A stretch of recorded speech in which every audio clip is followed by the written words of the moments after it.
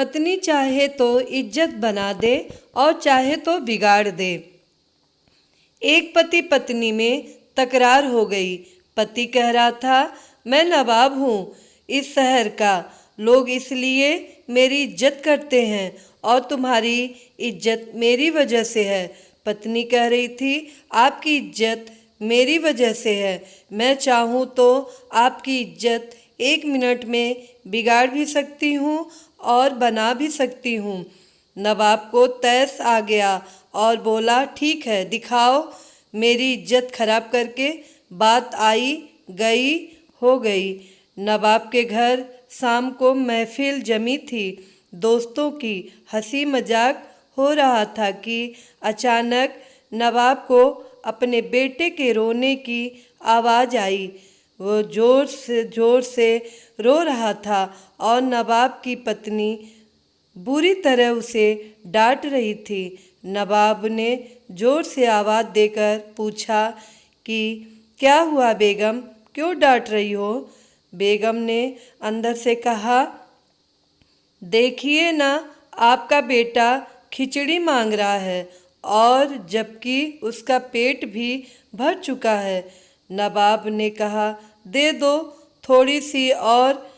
बेगम बोली, घर में और भी तो लोग हैं, सारी इसी को कैसे दे दूं? पूरी महफिल शांत हो गई। लोग कानाफूसी करने लगे कि कैसा नवाब है, जरा सी खिचड़ी के लिए इसके घर में झगड़ा होता है। नवाब की पगड़ी उछल गई। सभी लोग चुपचाप उठकर चले गए। नवाब उठकर अपनी बेगम के पास आया और बोला, मैं मान गया, तुमने आज मेरी इज्जत तो उतार दी। लोग भी कैसी कैसी बातें कर रहे थे, अब तुम यही इज्जत वापस ला कर दिखाओ। बेगम बोली, इसमें कौन सी बड़ी बात है? आज जो लोग महफिल में थे उन्हें आप फिर किसी बहाने से उन्हें निमंत्रण दीजिए। नवाब ने फिर से सबको बुलाया। बैठक और मौज मस्ती के बहाने सभी मित्रगण बैठे थे। हंसी मजाक चल रहा था कि फिर वही नवाब के बेटे की रोने की आवाज़ आई।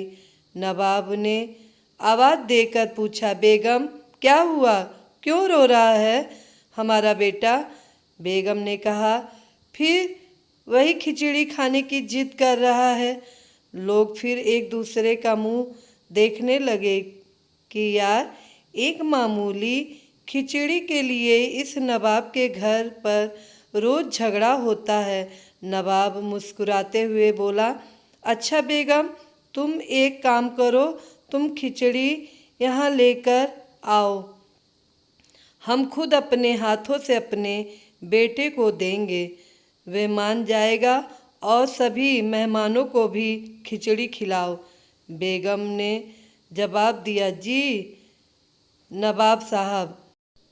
बेगम बैठक खाने में आ गई। पीछे नौकर खाने का सामान सर पर रख आ रहा था। हंडिया नीचे रखी और मेहमानों को भी देना शुरू किया। अपने बेटे के साथ सारे नवाब के दोस्त हैरान। जो परोसा जा रहा था वो चावल की खिचड़ी तो कतई नहीं थी, उसमें खजूर, पिस्ता, काजू, बादाम, किशमिश, गिरी इत्यादि से मिलाकर बनाया हुआ सुस्वादिष्ट व्यंजन था। अब लोग मन ही मन सोच रहे थे कि यह खिचड़ी है। नवाब के घर इसे खिचड़ी बोलते हैं तो मावा मिठाई किसे बोलते होंगे? नवाब की इज्जत को चार चाँद लग गए। लोग नवाब की रईसी की बातें करने लगे। नवाब ने बेगम के सामने हाथ जोड़े और कहा, मान गया मैं कि घर की स्त्री इज्जत बना भी सकती हैं और बिगाड़ भी सकती हैं, और जिस व्यक्ति को घर में इज्जत हासिल नहीं, उसे दुनिया में कहीं इज्जत नहीं मिलती।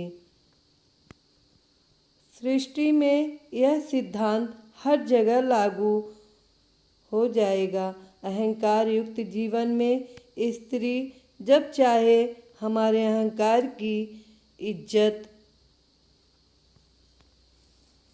उतार सकती है और नम्रता युक्त जीवन में इज्जत बना सकती है। मित्रों, आप सबको कहानी पसंद आई हो तो लाइक कीजिएगा, कमेंट कीजिएगा, ज़्यादा से ज़्यादा शेयर कीजिएगा और हमारे चैनल को सब्सक्राइब कीजिएगा। साथ में बेल आइकन बटन को प्रेस कीजिएगा ताकि हमारे नए कहानियों का नोटिफिकेशन आप तक सबसे पहले पहुँचे। धन्यवाद।